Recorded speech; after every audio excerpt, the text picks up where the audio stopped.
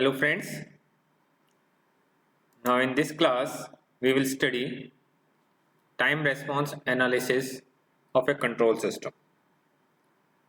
The time response of a control system means as to how a system behaves in accordance with time when a specified input test signal is applied. Okay, so time response of any system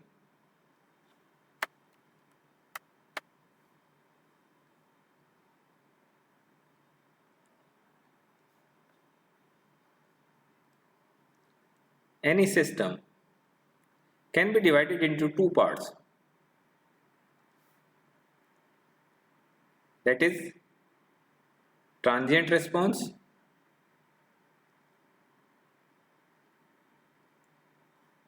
plus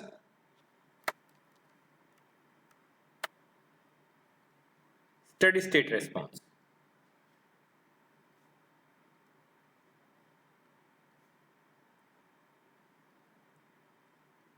Okay, it means that when a system, suppose this is a control system with some transfer function Ts and it is subjected to some test input, this is your test input Rs. Okay, then in this case this output response will be a combination of both transient response and steady state response. And the transient response is that part of the response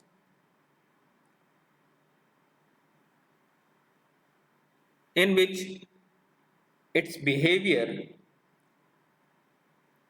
may be oscillatory, may be damping, or may be over damped type.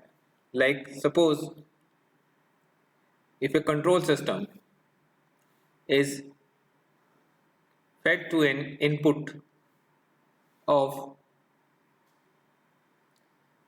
unit step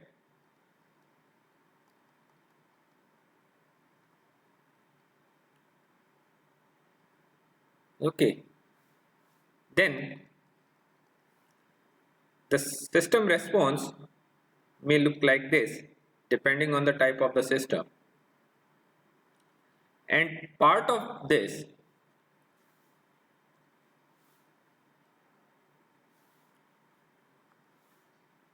that this part, that is initial part of this response, is generally known as your transient response, where transitions are occur in the response.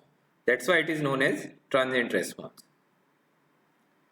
And very few transitions are existing in the rest of this part, and this part is actually known as your steady state response.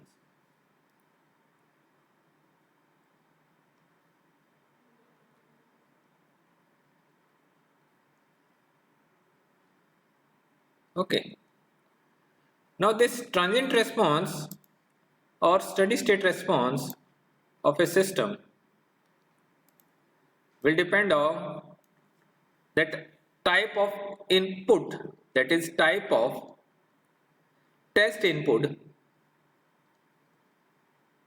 applied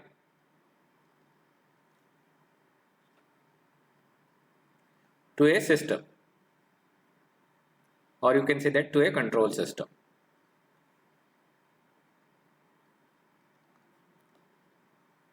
Okay, this test input is generally known as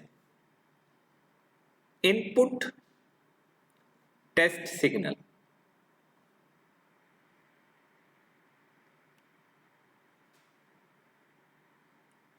Okay, these test signals may be step function, it may be ramp function,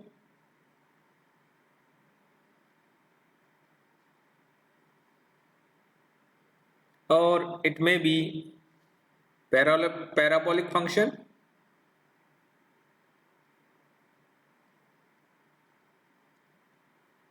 or it may be an impulse function,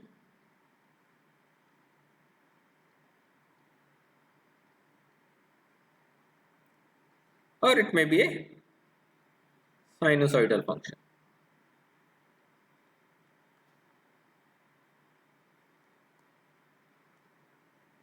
Okay, so let's start with the step function first.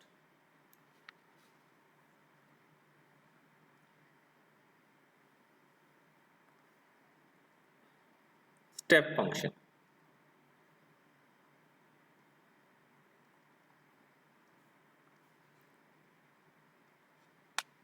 Step function is defined as, let us suppose the functions test function, all the test functions are defined with rt. Then in this case, step function, the in rt will have some value a, where a is a constant for all t greater than 0, and it remains 0 for all t less than 0. So if we draw this response, this input,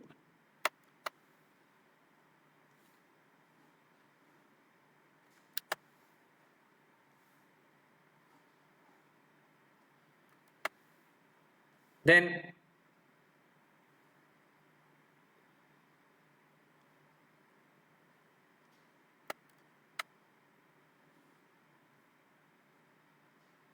it looks like this,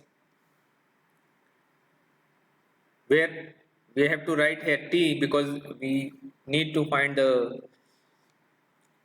functionality of this step function with respect to t, and here it is t, and this is your rt.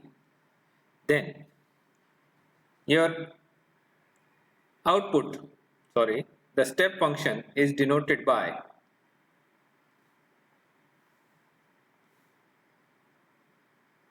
a straight line. Okay, where this distance is equals to here r, that is from this point to this point. So this is a step function. Now when we take the Laplace transform of this step function, then we will get 1 by s. Okay, note down that step functions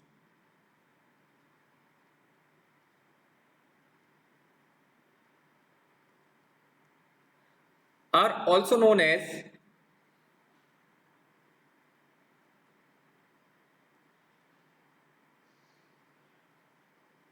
displacement function.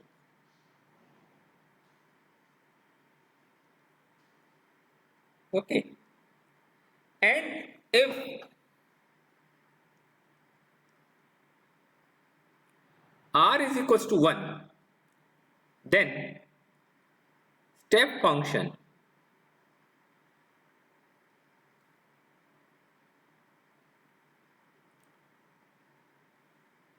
this must be r by s, because in this case, sorry,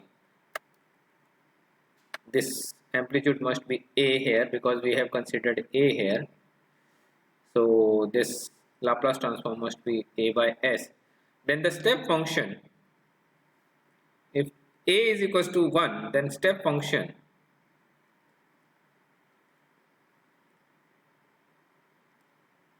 will be called as unit step function.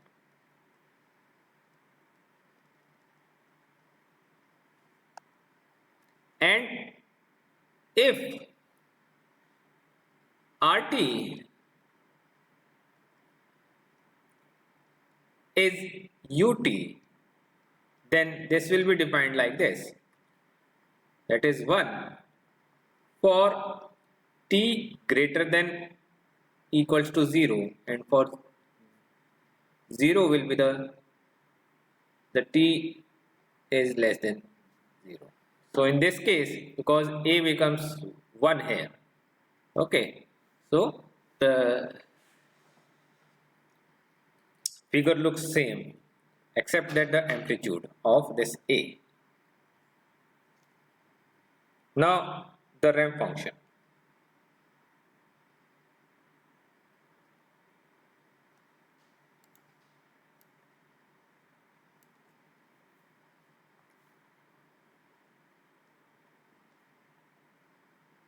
Ramp function.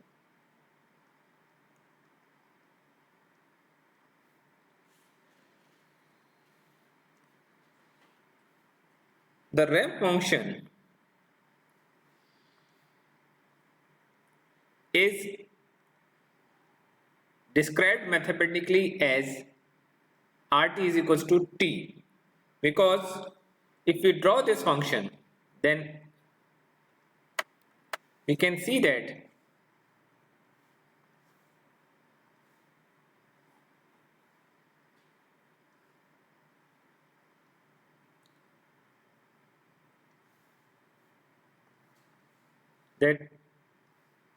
with the increase in the value of t, the ramp function value will also increase, and in this way your function looks like this,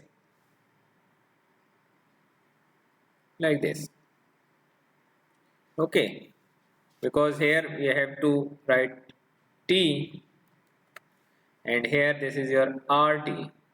So this is your ramp function with t. In general, the ramp function is equals to mt, where m is a slope of ramp. In above case, the slope was 1, that's why it looks like this, and this angle will be 45 degree. Now if slope is greater than 1, then it looks like this. If slope is less than 1, then it looks like this, and so on. Okay, so this is your ramp function. All these are your ramp function. Okay.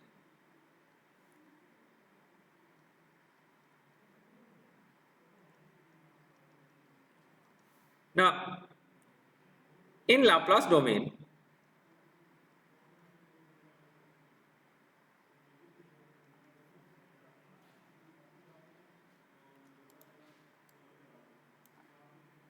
the ramp function will be represented as, if we consider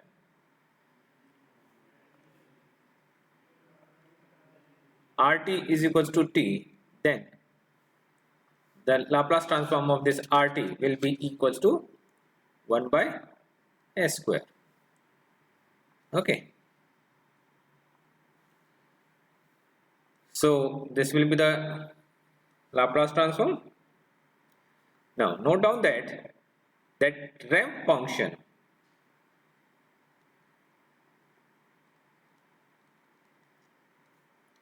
is also known as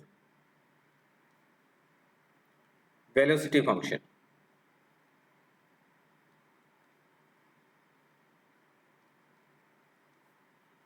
This is because if we write down the equation of this, then you can say that it's a differentiation part. So that's why we called it as velocity function. Okay. Now the parabolic function.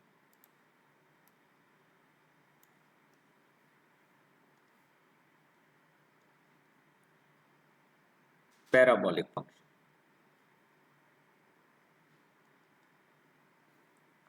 In case of parabolic function,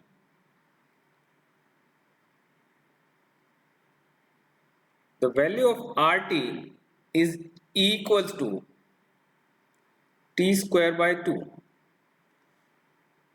Okay, so that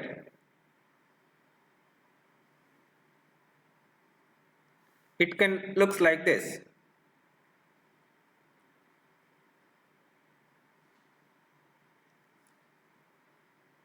Okay, now if we add an additional multiplying factor at this position, this m will decide its slope at this different point. That is, it may looks like this also, it may looks like this also, it may looks like this also, and so on. Okay, depending on the different values of m. This may be m1, m2, m3, m4, and these are different slopes, or you can say that multiplying factor. So if we take the Laplace transform, taking Laplace transform of RT is equals to t square by 2, we get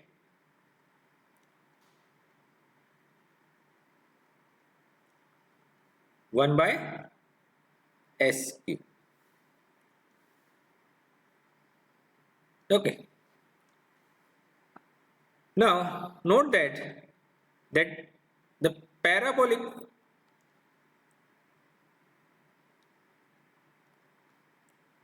functions are also known as acceleration functions.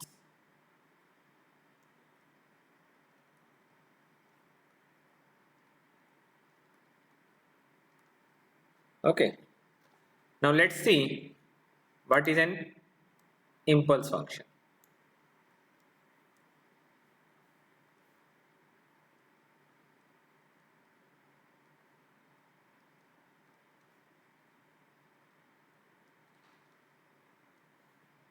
In case of impulse function, the RT is actually equal to delta t, where delta t is obtained by differentiating unit step function. Okay, so in this case, if we take Laplace transform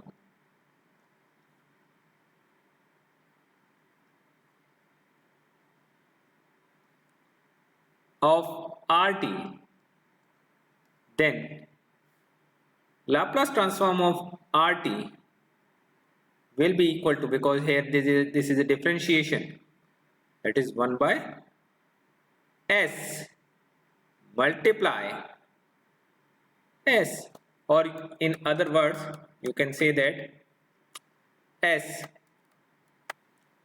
multiply 1 by s, that will be equal to 1. Okay, and how it looks? The impulse function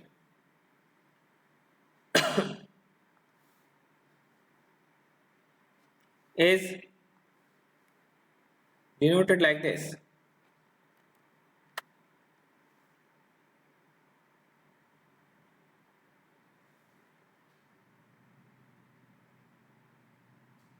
This is an impulse.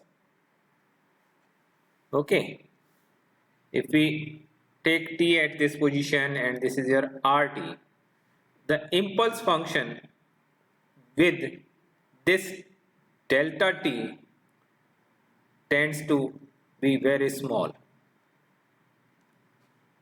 Okay, very small.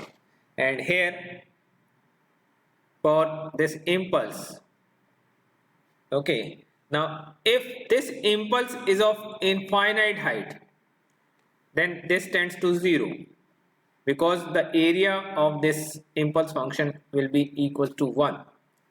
So when we want to Draw the unit impulse function. Then for unit impulse function, its amplitude or height of this impulse must be unity. In that case, it is known as unit impulse function, that is denoted by delta t. Okay. Now, see here, if there is a control system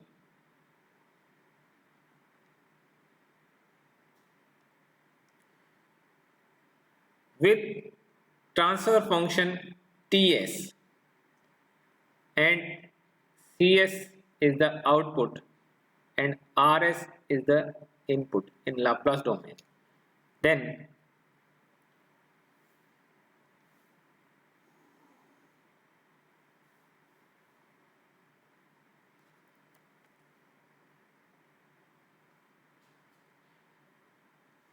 if Rs is equals to 1, then Cs will be equal to Ts. That's why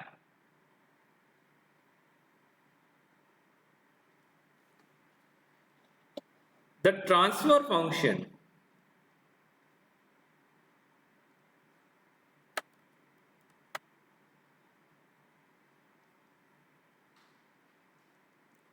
of a system, or you can say that of a control system, is also known as